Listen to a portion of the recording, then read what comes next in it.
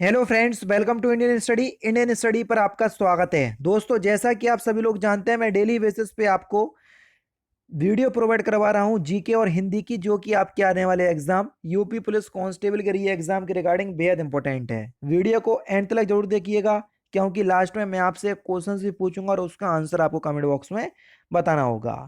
तो चलिए, टाइम को ना वेस्ट करते हुए पहले क्वेश्चन की तरफ बढ़ते हैं। पहला क्वेश्चन आपके सामने है कि निम्नलिखित में से कौन सी बोली अथवा भाषा हिंदी के अंतर्गत नहीं आती। तो सही आंसर आपका क्या हो जाएगा सर? तेलुगु बोली और भाषा ये हिंदी के अंतर्गत नहीं आती है। चौथा ऑप्शन से यहाँ पर आपका बिल्कुल क्या हो जाएगा सर? करेक्ट हो जाएगा। ठीक है ना? देखो, तेलुगु बोली या भाषा हिंदी के अंतर्गत नहीं आती। अन्य भाषाएं जैसे कन्नौजी, बांगरू और अवधी भाषाएं ये हिंदी के अंतर्गत आती हैं। हिंदी भाषा की बोलियों के वर्गीकरण के आधार पर छत्तीसगढ़ी बोली है। तो छत्तीसगढ़ी बोली जो है, ये एक पूर्वी हिंदी की बोली है, यानी कि इस क्वेश्चन का दूसरा ऑप्शन से यहाँ पर आपका बिल्कुल करेक्ट। निम्नलिखित में से हिंदी वर्णमाला से संबंधित कौन सा कथन गलत है, ये आपसे पूछा गया है। वर्णमाला मैं आपको शॉर्ट वीडियो में पढ़ा ही रहा हूँ। अगर जिन लोगों ने मेरी शॉर्ट्स वीडियो नहीं देखी, तो आप शॉर्ट्स वीडियो वाले सेक्शन में जा करके देख सकते हैं। वो जो कह रहा है, का वर्ग हा तथा छोटा आ बड़ा आ, ये कंठ वर्ण माने जाते हैं, बिल्कुल सही है। डा और ढा उत्चित व्यंजन होते हैं, बिल्कुल ठीक है। चा वर्ग को स्पर्शी संघर्षी व्यंजन कहते हैं, बिल्कुल ठीक है। समस्त स्वर अघोष होते हैं, गलत। चौथा ऑप्शन से यहाँ पर आपका बिल्कुल क्या है सर? गलत हो जाएगा। ठीक है ना? तो यहाँ पर चौथा ऑप्शन बिल्कुल करेक्ट हो जाएगा। नेक्स्ट क्वेश्चन दोस्तों आपके सामने, निम्नलिखित में से किस विकल्प के सभी शब्द तत्सम नहीं है? जल्दी से बताइए, जो तत्सम नहीं है उसी का आपको चयन करना है। तो दूसरा ऑप्शन से यहाँ पर आपका बिल्कुल करेक्ट हो जाएगा। भल्लूक और रिक्त ये तो तत्सम है, लेकिन रस्सी नहीं है। दूसरा ऑप्शन से यहाँ पर आपका बिल्कुल क्या हो जाएगा सर? करेक्ट हो जाएगा। ठीक है ना? भल्लूक का तद्भव शब्द होगा भालू।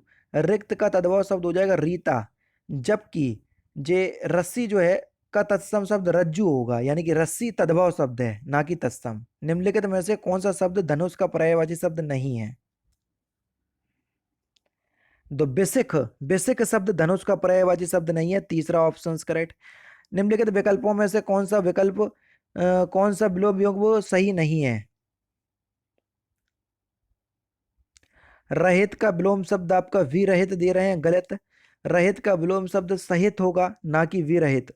पहला ही ऑप्शन करेक्ट। वाक्यांशों के लिए एक शब्द के अंतर्गत असंगत को चुनना है आपको, जल्दी से बताइए।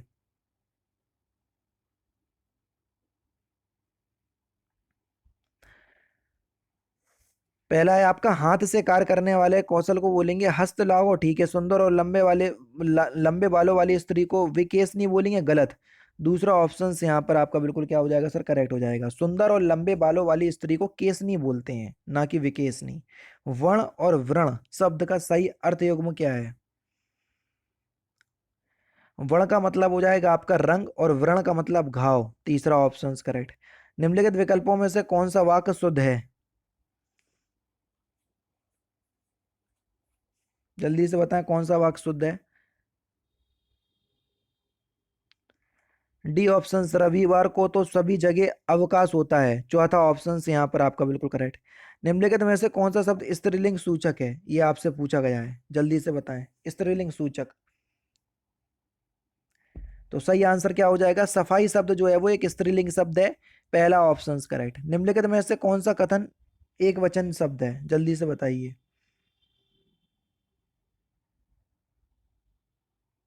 तो सही आंसर क्या हो जाएगा? अपनी मातृभाषा। अपनी मातृभाषा शब्द जो है वो एक वचन शब्द है ना? नेक्स्ट क्वेश्चन आपके सामने, निम्नलिखित वाक्यों में से संबंध कारक वाले वाक्यों को पहचानिए, जल्दी से बताएं।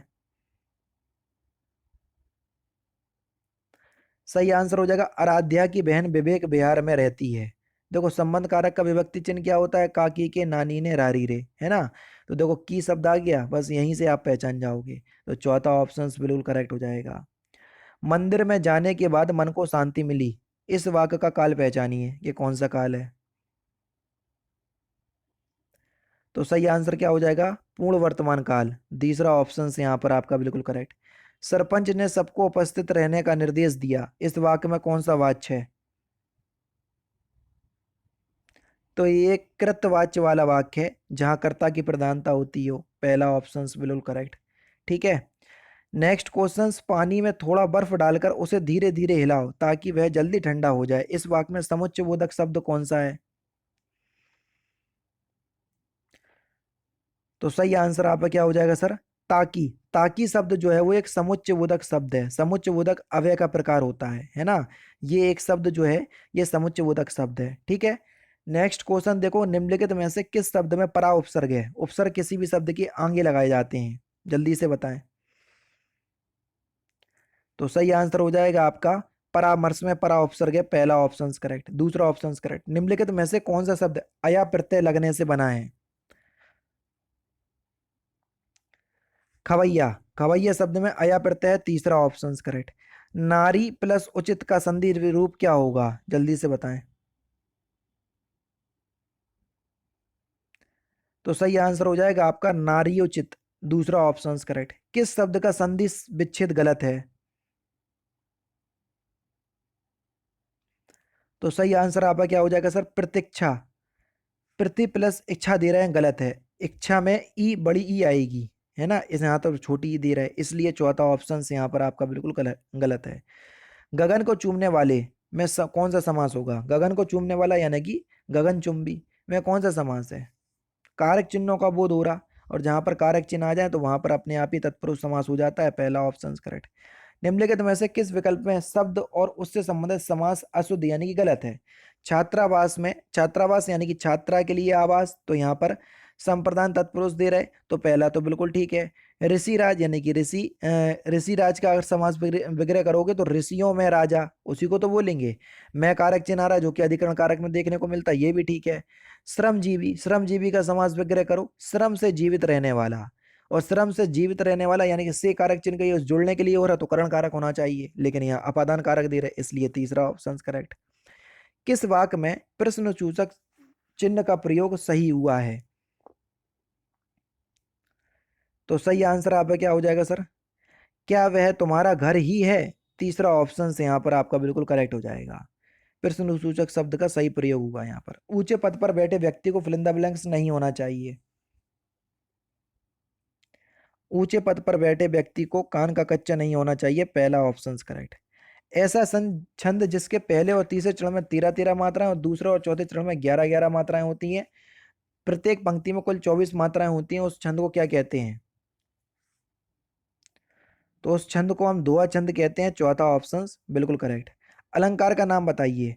नारी कुमुदनी अबध सर रघुबर विरह दिनेश अस्त भयो विकसित भई निरखी राम रकेश में आपको बताना है कि कौन सा अलंकार है।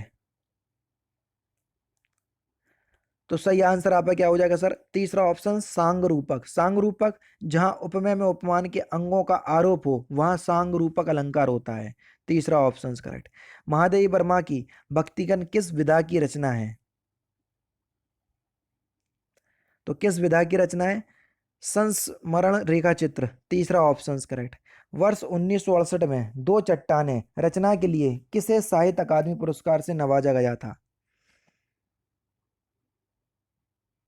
तो किसको नवाजा गया था? सही आंसर हो जाएगा आपका हरिवंश राय बच्चन को, तीसरा ऑप्शन करेक्ट। तुम जिसे चाहो उसे बुला सकते हो वाक्य में कौन कौन से सर्वनाम प्रयुक्त हुए हैं, जल्दी से बताइए। तो सही आंसर आपका क्या हो जाएगा सर? मध्यम पुरुष और संबंधवाचक सर्वनाम। मध्यम पुरुष में आपको तू, तुम, जिसे, तुम्हें, आप, आपको शब्द देखने को मिलेंगे, तो तुम शब्द आपको मध्यम पुरुष में देखने को मिल जाएगा। उसके बाद संबंधवाचक में जिसे, उसे, ये सभी शब्द आपको संबंधवाचक सर्वनाम में देखने को मिलते हैं, तो बस चौथा ऑप्शन करेक्ट। निम्नलिखित में से किस विकल्प में सजातीय क्रिया का उदाहरण है?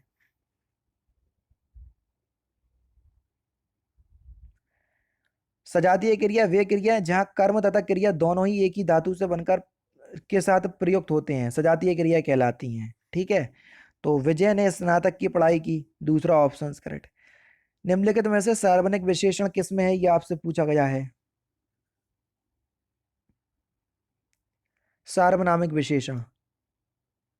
तो सही आंसर हो जाएगा इस पार्श्विक चक्र से मुक्त करावे, यानी कि इस क्वेश्चंस का चौथा ऑप्शन यहाँ पर आपका बिल्कुल करेक्ट हो जाएगा। और लास्ट क्वेश्चन, परमाणु परमाणु ऊर्जा शब्द में कौन सी संधि है? तो इस क्वेश्चन का आंसर आप मुझे कमेंट बॉक्स में बताएंगे। तो दोस्तों ये थे आपके इंपॉर्टेंट क्वेश्चंस हिंदी के, जो कि आपकी आगामी परीक्षा यूपी पुलिस कांस्टेबल के री एग्जाम के रिगार्डिंग बेहद इंपॉर्टेंट है। वीडियो अगर आपको अच्छी लगे तो प्लीज़ दोस्तों वीडियो को लाइक और शेयर जरूर कर दीजिएगा।